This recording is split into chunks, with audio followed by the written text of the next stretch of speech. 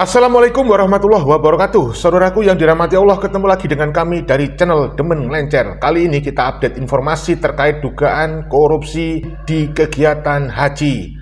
Setelah viral tentang dugaan korupsi di pembagian kuota haji, kemudian sekarang viral juga dugaan korupsi yang dilakukan oleh oknum-oknum pejabat memberangkatkan istrinya menunaikan ibadah haji yang diduga dibiayai oleh negara. Nah, ini juga sedang viral. Saudaraku, tampaknya dengan beredarnya berbagai pemberitaan yang semakin liar terkait dugaan oknum-oknum PBNU yang melakukan korupsi dana kuota haji, ini membuat PBNU gerah. Salah satunya adalah Bapak Fahrur Roji atau Gus Fahrur.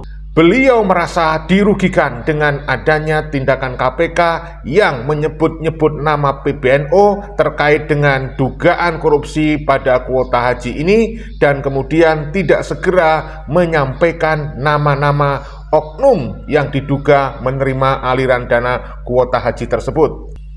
Ya, memang sampai berita ini saya buat, saya tidak menemukan keterangan dari KPK bahwa KPK sudah menyebutkan nama-nama yang diduga menerima aliran dana korupsi dari kuota haji tersebut. Bahkan saya menerima kiriman WhatsApp dari seseorang yang isinya mengkritik dari tindakan KPK. Saudaraku yang dirahmati Allah, ada pemberitaan viral di berbagai akun media sosial termasuk di VT ya. Ini saya dapatkan dari akun Abu Nasor.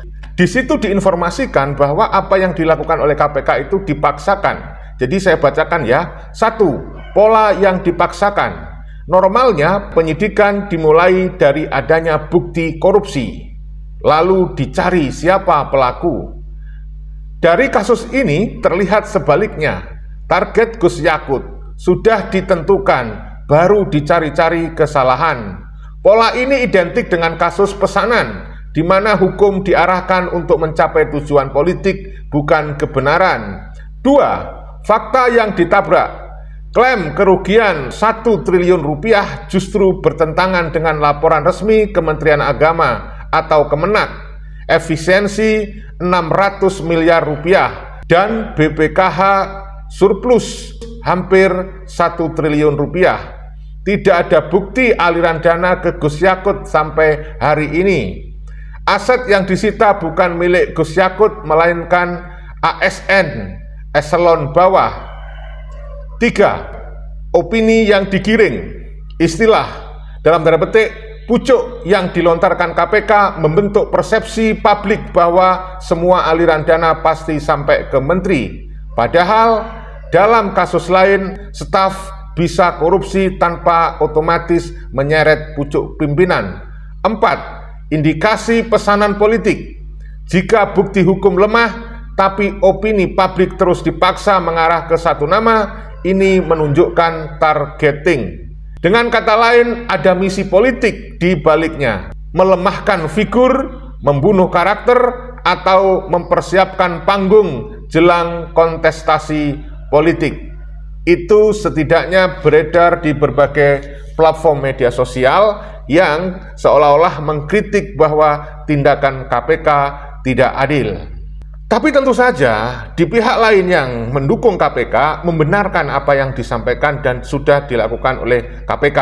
KPK sudah melakukan tindakan sesuai prosedur yang benar dan sesuai dengan tugas juga kewajibannya. Wallahu a'lam bishawab. Saudaraku yang dirahmati Allah, seperti biasanya sebelum kita lanjut kami minta dukungan dan juga bantuan panjenengan semuanya untuk menekan subscribe, like, dan tanda lonceng pada channel Demen Ngelencer ini. Channel ini adalah pengganti dari channel Tanda Kejadian yang sudah dihapus karena diklaim oleh Deddy Mulyadi karena dianggap melanggar hak cipta. Saudaraku yang dirahmati Allah, sebagaimana yang tadi sudah saya sampaikan, pada video kali ini kita sampaikan bagaimana pernyataan dari Gus Fahrur Roji atau Pak Fahrur Roji, salah satu ketua PBNU di bidang keagamaan. Beliau merasa dirugikan dengan adanya tindakan KPK yang menyebut PBNU dan tidak segera menyampaikan nama oknum-oknum dari orang yang diduga korupsi dan menerima aliran dana korupsi kuota haji. Berikut ini silakan disimak.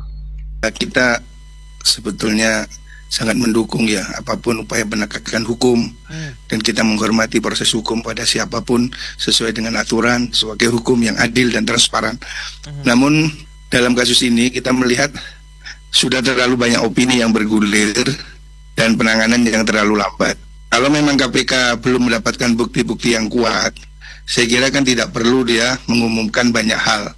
Kan sebagai penegak hukum yang profesional, kita berharap ini tidak bergulir menjadi satu trial by press ya, pengadilan dengan media, sehingga kita merasa sangat dirugikan dengan penyebutan PBNU beberapa kali ya.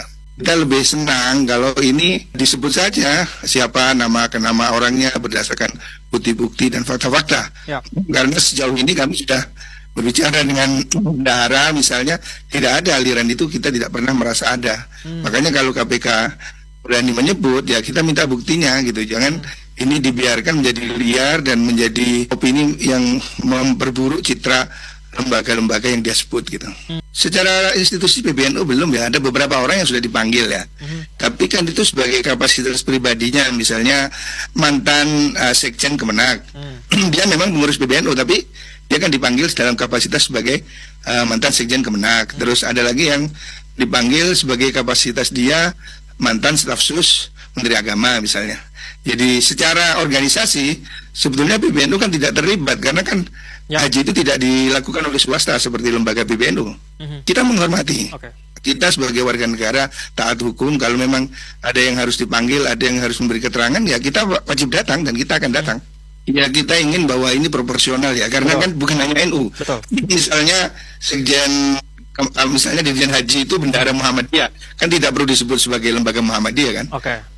Jadi saya kira sebut aja nama ke nama, siapa aja yang tersangkut dan buktinya apa ya, supaya masyarakat itu dapat kepastian hukum, apakah memang benar ini ada korupsi dan siapa pelakunya, jadi supaya tidak merugikan citra institusi yang ada. Berikutnya, kita juga tidak lupa menyampaikan video pendapat dari pembela Gus Yakut berikut ini. Apa benar pembagian kuota tambahan haji tahun 2024 secara 50-50 antara jamaah reguler dan jamaah khusus telah merugikan 8.400 jamaah reguler? Apa benar kebijakan itu membuat jamaah batal berangkat?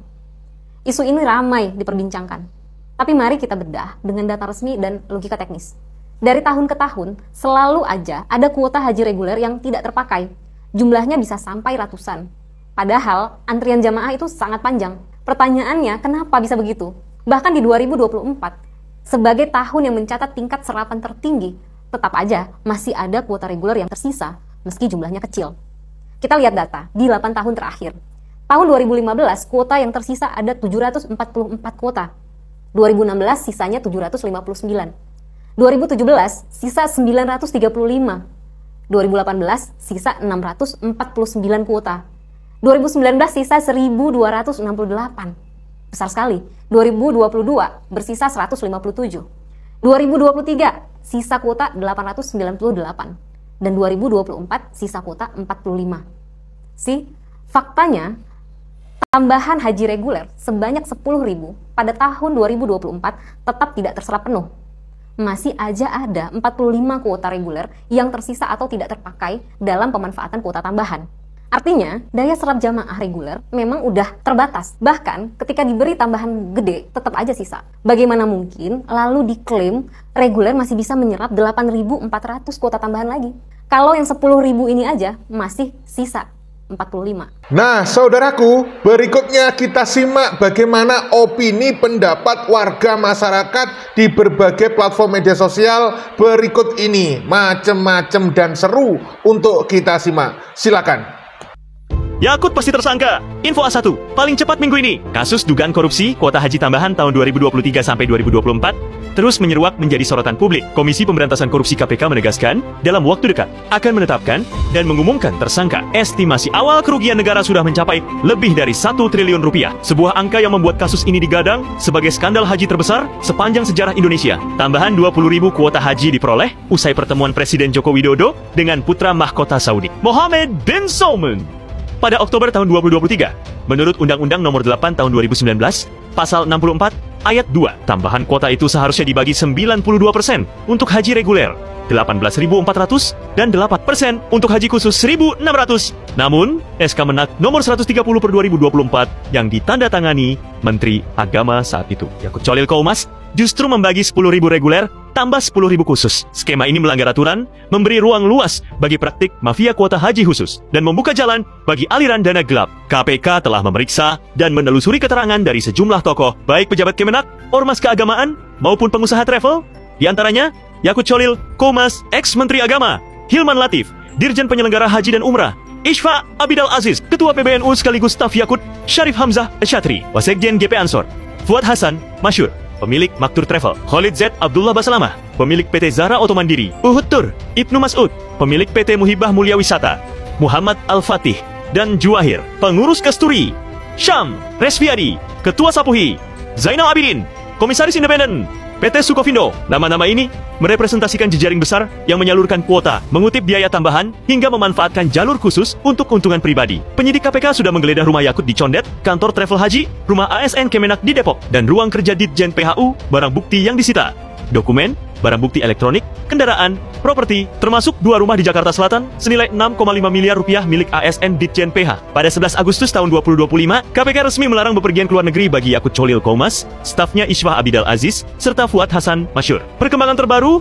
menunjukkan arah penyidikan bisa merembet ke pucuk organisasi besar. KPK menyatakan tidak menutup kemungkinan memanggil Ketua Umum PBNU, Yahya Khalil Stakuf, bila keterangan beliau diperlukan untuk... Jangan heran kalau bentar lagi akan ada berita penangkapan koruptor dari kasus kuota haji. Ya, kalau nggak salah dengar, KPK udah spill tipis-tipis calon tersangkanya. Bahkan levelnya udah nyentuh puncak pimpinan. Ini tuh bukan rumor, tapi udah masuk ke tahap penyidikan. Jadi lo siap-siap aja, karena skandal ini bukan cuma soal uang, ini soal moral, soal keadilan. Negara rugi banyak, jemaah kecewa, dan kepercayaan publik hancur. Dan kita semua berhak tahu siapa dalang yang tega banget korupsi dari kuota haji.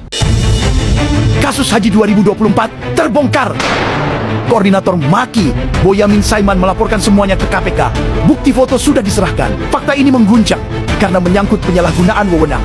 Karena saya yakin dengan bukti-bukti yang saya serahkan sejak awal di bulan Januari sampai sekarang, dengan dokumen yang ada, sudah saya masukkan. Oh ya, tadi saya tambahkan yang istri-istri pejabat, foto-fotonya saya sudah serahkan, yang berangkat dengan haji produk tapi di sananya menerima fasilitas negara, modal dan makan.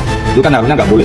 Terus ketiga, orang-orang yang dulu saya sebut dukun pijatnya, pembantu rumah tangga, berangkat dengan sistem petugas haji. Petugas haji kan harus ada ujian dan ada kemampuan dan melayani. Tapi karena ini hanya pembantu dan tukang pijat, ya dia melayani majikannya aja, tidak melayani jamaah. Bukan hanya istri pejabat, istri anggota DPR juga diduga ikut rombongan Timwas Haji. Padahal mereka bukan bagian Timwas, tapi tetap bisa berangkat dengan fasilitas negara. Saya kira semuanya sepakat ya, jangan sampai kelakuan oknum-oknum kalau memang itu ada dari pengurus PBNU itu merusak nama baik dari organisasi Nahdlatul Ulama ya. Jangan sampai oknum-oknum yang diduga menerima aliran dana korupsi kuota haji itu dibiarkan lolos, kemudian demi mereka kemudian mengorbankan nama baik PBNU.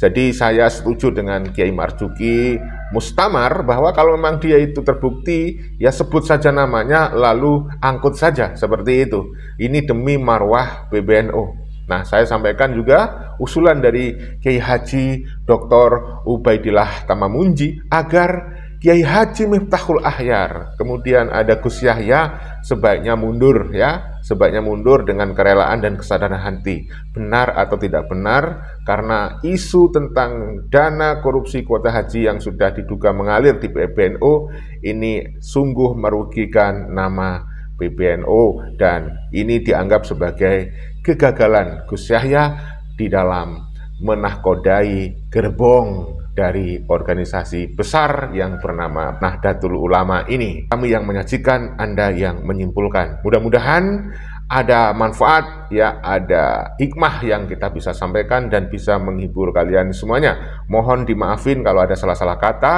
ya, ada kekhilafan. Video ini dibuat bukan untuk merendahkan siapapun, tetapi hanya untuk edukasi, untuk rekreasi. Salam persaudaraan, salam Pancasila Jaya, salam NKRI harga mati, salam Bhinneka Tunggal Ika, Indonesia Jaya, NU tetap jaya, amin, amin, ya robbal alamin. Merdeka!